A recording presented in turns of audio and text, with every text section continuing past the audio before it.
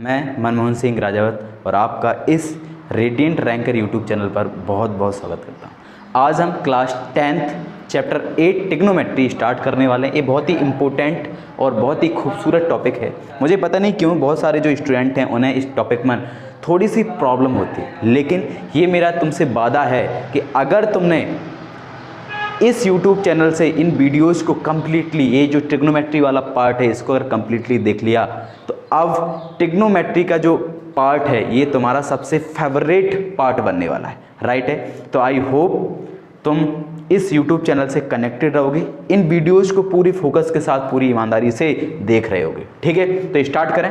तो क्योंकि ये ट्रिग्नोमेट्री चैप्टर हम पढ़ने जा रहे हैं तो हमें ये पता होना चाहिए कि ट्रिग्नोमेट्री का पहले तो मतलब क्या है, ये चैप्टर का यूज कहाँ आता है, कहाँ कहाँ पढ़ते हैं। तो जो ट्रिग्नोमेट्री है इसका अगर हम मीन्स अर्थ जानने की कोशिश करें तो ट्राई मतलब क्या होता है, तीन। हमें पता है मोनो मतलब एक होता है और डाई मीन्स दो होते हैं, तो ट्राई मीन्स तीन। गोनो का मतलब होता है, गौन का मतलब भुजा होती है साइड, और मैट्री मीन्स मेजर मतलब माप। त्रिकोणमिति में हम पढ़ते क्या हैं, तो अगर एक त्रिभुज है, इस चैप्टर का सबसे मेन जो हीरो है वो क्या है बोलो, एक ट्रायंगल, राइट है। तो एक ट्रायंगल की साइड, भुजा और एंगल मतलब कोण, एक ट्रायंगल की भुजा और कोण के बीच में, साइड और एंगल्स के बीच में जो संबंध है वो हम इस चैप्टर में पढ़ेंगे, राइट है। तो हम इस चैप्टर में क्या पढ़ेंगे, साइड और एंगल्स मतलब भुजा और कोण के बीच का जो संबंध है उसके बारे में हम इस चैप्टर में अध्ययन करेंगे, ठीक है। तो बिल्कुल कनेक्टेड रहें, बिल्कुल फोकस होके बैठें, ठीक है। पेन कॉपी खोल के सवाल जो हैं, जो कॉन्सेप्ट नोट करते जाएं, साथ साथ में समझते जाएं, ठीक है। क्योंकि जब तक तुम्हें ये चीज़ें क्लियर नहीं होंगी, याद नहीं होंगे ये कॉन्सेप्ट, तब तक तुमसे सवाल नहीं बन सकते। तो इसीलिए सबसे पहले स्टार्ट करने से पहले आज की ये जो वीडियो है, एक कॉन्सेप्ट वीडियोज है जिसमें सारे फॉर्मूले सब कुछ बेहतरीन तरीके से तुम्हें समझा रहे होंगे अभी थोड़ी देर बाद, और तुम्हें एक एक चीज़ क्लियर हो रही होगी और सवाल दम से हो रहे होंगे, राइट है यहाँ तक। तो आगे बढ़ें, ठीक है।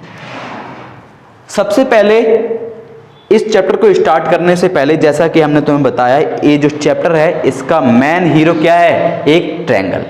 और बेसिकली क्लास 10th में हम बात करेंगे समकोण त्रिभुज की, राइट ट्रायंगल की। और आई होप तुम्हें ट्रायंगल तो पता ही होते हैं, राइट ट्रायंगल तो पता ही होगा क्या होता है, अभी तक हम पढ़ते आ रहे हैं। तो राइट ट्रायंगल यानी कि एक समकोण त्रिभुज एक ऐसा त्रिभुज होता है जिसमें एक एंगल 90 का होता है, एक जो कोण है वो कितने का होता है, 90 का। तो ये एक शेप है राइट ट्रायंगल की, एक समकोण त्रिभुज का फिगर है, राइट है। जिसमें आई होप तुम्हें पता होगा अभी तक, जैसा कि इसको हम क्या बोलते हैं, आधार बोलते हैं, इसको लंब बोलते हैं और इसको कर्ण बोलते हैं, ठीक है। इंग्लिश में इसको बेस, परपेंडिकुलर और हाइपोटेनस। ऐसा तुम्हें याद होगा क्योंकि अभी तक हमने ऐसे ही पढ़ाई है कि अगर एक समकोण त्रिभुज है तो ये वाली जो नीचे वाली भुजा होती है जिस पर एक त्रिभुज खड़ा है इसको आधार बोलते हैं, और ये पी से लेके क्यू की जो बीच की दूरी है इसको क्या बोलेंगे, लंब, और सबसे बड़ी जो भुजा होती है उसको क्या बोलते हैं, कर्ण मतलब हाइपोटेनस, ठीक है। ये सही है, सही है। लेकिन ऐसा हमेशा होगा, हमेशा यही भुजा आधार बनी रहेगी ऐसा जरूरी नहीं है। हमने ऐसा अभी तक पढ़ा है लेकिन ऐसा हमेशा होगा, इस चैप्टर में भी होगा ऐसा जरूरी नहीं है, ये चेंज हो जाते हैं। आधार और लंब जो है वो सवाल के साथ में एंगल, कोण चेंज करने पर ये भी चेंज हो जाते हैं। अब कैसे चेंज हो जाते हैं, हमें कैसे पता पड़ेगा कब ये आधार बन जाएगा, कब लंब बन जाएगा, तो यही तो हमें अभी सीखना है। तो बिल्कुल ध्यान से सीखते जाओ, समझते जाओ। ये सही है कि ये अभी यहाँ आधार है, यहाँ लंब, लेकिन तुम यहाँ देख पा रहे होगे कि यहाँ अब ये लंब बन गया और ये आधार बन गया, ऐसे कैसे, हमें कैसे पता पड़ेगा। तो सुनो, यहाँ हम इसको आधार इसलिए बोलते थे क्योंकि अभी हम ज्यादातर जो सवाल हम करते हैं उनमें ये वाला जो कोण की बात करते हैं, इसके कोण की बात करते हैं। और हमेशा ध्यान रखना, सवाल में जिस कोण की बात हो रही होगी उसके सामने वाली जो भुजा है वही क्या होगा, लंब। तो क्योंकि हम ज्यादातर अभी तक जितने सवाल कर रहे हैं हमने जो पिछली क्लासों में, उसमें यहाँ थीटा होता था, यहाँ कोण, इस कोण की बात करते थे। और अगर हम इस कोण की बात करेंगे तो ये सामने वाली भुजा क्या हो जाएगा, परपेंडिकुलर यानी कि लंब। और अगर ये लंब हो गया तो ये क्या बचा, आधार। समझ में आ रहा है। देखो इसलिए हमने cos r की बात करी है यहाँ, मतलब cos r में किस कोण की बात हो रही है, r की, यहाँ आर की, इसीलिए आर के सामने वाला क्या हो गया, लंब।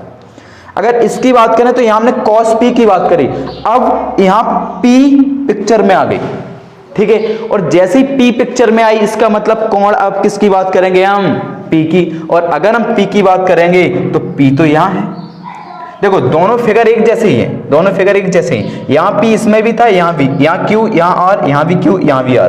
बस यहाँ हमने सवाल में थीटा चेंज कर दिया, कोण चेंज कर दिया। और अब कोण क्या है, p। जैसे ही हमने p की बात करी तो हमने क्या बोला था, जिस कोण की बात करेंगे उसके सामने वाली भुजा क्या हो जाएगी, लंब, तो इसलिए इसको लंब बोलेंगे। और अगर ये लंब हो गई तो ये आधार, और कर्ण तो हमेशा एक जैसा ही होता है, राइट है। आ रहा है, थोड़ी थोड़ी क्लियर हो रहा है। इसका मतलब क्या होगा कि हमेशा ध्यान रखना सवाल में किस कोण की बात हो रही है। फिगर एक जैसा है, फिगर एक जैसा है दोनों सवालों में, लेकिन आधार और लंब अलग अलग हो गए अब सवाल के हिसाब से। आई होप आपको एक बात समझ में आ गई होगी, ठीक है। आगे बढ़े तो इसके बाद हम आगे बढ़ते हैं और हम देखते हैं त्रिकोणमितीय अनुपात, ट्रिग्नोमेट्रिक रेशियोज। ये तुम्हें याद करने हैं और याद होने चाहिए। हम जब सवाल करेंगे 8.1 में तो ये तुम्हें वहाँ यूज करने पड़ेंगे, तो तुम्हें याद होने चाहिए।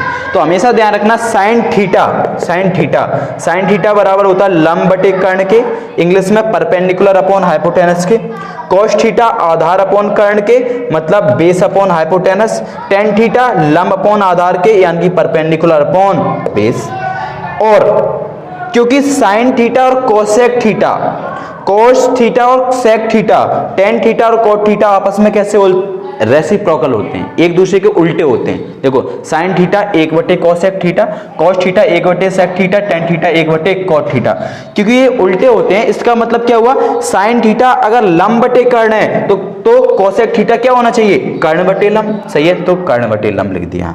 कॉस थीटा क्या है, आधार बटे कर्ण, मतलब बेस अपॉन हाइपोटेनस। इसका मतलब सेक थीटा इसका उल्टा होता है, तो जो यहाँ नीचे है वो यहाँ ऊपर पहुंच जाएगा, तो ऊपर यहाँ कर्ण बटे आधार, मतलब हाइपोटेनस अपॉन बेस हो गया, राइट है यहाँ तक। टेन थीटा ऐसे ही लंब बटे आधार है, तो यहाँ आधार बटे लंब हो जाएगा। समझ में आ रहा है, ये तुम्हें याद करना है, ठीक है। तो अगर इसकी हम तुम्हें ट्रिक बताएं याद कैसे करोगे, तो याद कर लेना। जो हिंदी मीडियम के स्टूडेंट हैं उनके लिए सबसे पहले ट्रिक बताते हैं, और फिर जो इंग्लिश मीडियम के, ठीक है। तो हिंदी मीडियम वाले ऐसे याद करेंगे, लाल बटे कक्का, राइट है, लाल बटे कक्का। इसका मतलब लाल का मतलब यहां क्या है, ध्यान से सुन लो, नोट कर लेना कॉपी में। एल का मतलब है क्या, लंब। और अच्छा, सबसे पहले हम यहाँ साइन थीटा, ये सीक्वेंस ध्यान रखना, साइन थीटा की बात करेंगे, फिर कॉस थीटा की, और यहाँ टेन थीटा की। तो देखो ये ऐसा, तो साइन थीटा ये हो गया, कॉस थीटा और टेन थीटा। तो साइन थीटा काय के बराबर यहां बोला था हमने, लंब बटे कर्ण, तो देखो एल अपॉन के, मतलब लंब बटे कर्ण, देखो यहां सही है। कॉस थीटा क्या बोला था हमने, आधार बटे कर्ण, तो देखो आधार बटे कर्ण, सही है। तो ऐसे तुम्हें याद करना है, क्या हिंदी में यहां लिख देते हैं लाल, जिससे तुम्हें याद रहा है लाल बटे कक्का, राइट है, लाल बटे कक्का। तो ये हिंदी मीडियम की बात, ठीक है। अगर इंग्लिश मीडियम के स्टूडेंट की बात करें तो उन्हें कैसे याद करना है, उनके लिए और आसान है। तुम याद करोगे ऐसे, पंडित बद्री प्रसाद हर हर बोले, क्या बोलो, पंडित, यहां लिख भी देते हैं, पंडित बद्री प्रसाद हर हर बोले, ऐसे याद करना है। और सीक्वेंस तो वही है, यहाँ साइन थीटा है तो यहाँ भी साइन थीटा होगा सबसे पहले। यहाँ सेकंड में क्या होगा, सेकंड में क्या होगा, बोलो बोलो, कॉस थीटा होगा। यहाँ कितना होगा, टेन थीटा। तो देखो साइन थीटा काय के बराबर हो जाएगा, P upon H K, cos theta B upon H K, tan theta P upon B K. और हमें पता है, अगर हम कोई हमसे कोसेक थीटा पूछ ले तो हमें साइन थीटा याद है, तो कोसेक थीटा अपने आप याद है, क्योंकि अगर sine theta P upon H होता है तो cosec theta H upon P हो जाएगा। इसका उल्टा ही तो होता है भैया, सही है, क्लियर हो रहा है। थोड़ी थोड़ी चीजें समझ में आ रही हैं कि नहीं, बस ध्यान से सुनते जाओ, फोकस तुम्हारा पूरा इस बोर्ड पे होना चाहिए। यहां तक क्लियर है, आगे बढ़े, ठीक है। तो ट्रिग्नोमेट्रिक जो रेशियोज हैं ये याद कर लेना। और अगर तुमने इतनी बात समझ में आ गई तुम्हें, तो अब तुमसे 8.1 अब तुम जाके फोड़ दोगे, किसी प्रकार की अब तुम्हें कोई प्रॉब्लम आने वाली नहीं है। तो 8.1 अब सॉल्व कर लेना, जाके एग्जाम्पल पहले सॉल्व करो, फिर जाके सवाल एक्सरसाइज सॉल्व करो। और इसके बाद जब सॉल्व कर तुम्हारी जब एक्सरसाइज पूरी सॉल्व हो जाए तो बस फिर से इस यूट्यूब चैनल पे आ जाना अगर कोई सवाल नहीं आता है, क्योंकि हम एक एक सवाल का बेहतरीन तरीके से सॉल्यूशन डालने वाले हैं। बस इस यूट्यूब चैनल से तुम कनेक्ट रहें, बहुत सारी तुम्हारी हेल्प होने वाली है। ठीक है, यहाँ तक क्लियर है। अब बढ़ते हैं आगे। अगर तुम्हें 8.1 अगर तुमने कंप्लीट कर लिया, अब हम कहाँ जाएंगे, 8.2 पे जाएंगे। और 8.2 में हमें क्या क्या जरूरत पड़ेगी जब उसके सवाल करेंगे, कौन कौन से फॉर्मूले या फिर क्या क्या चीजें हमें पता होनी चाहिए, उसके बारे में देख लेते हैं। तो यहाँ हमें ये चीजें तो तुम्हें यहाँ पता ही पड़ गई कि साइन थीटा कोसेक थीटा का उल्टा, कोस थीटा सेक थीटा का उल्टा, टेन थीटा 1/cot। और ये फॉर्मूला और याद कर लेना, क्या, टेन थीटा बराबर sine theta upon cos theta. ध्यान रखना, हमेशा याद कर लेना इसको, क्योंकि इसका हम बहुत बार यूज करेंगे, 8.4 में भी करेंगे, 8.3 में। तो 8.2 के सवालों में इसका यूज तो आएगा ही आएगा, अब 8.2 में इनका यूज आएगा। तो सबसे ज्यादा यूज 8.2 में क्या आएगा, इस टेबल का। तो बेहतरीन तरीके से हम इस टेबल को बनाना सीख लेते हैं और तुम्हें साथ के साथ याद भी हो जाएगी। बस तुम पूरी ईमानदारी फोकस होकर इस बात को समझते चलो। कैसे देखेंगे, देखो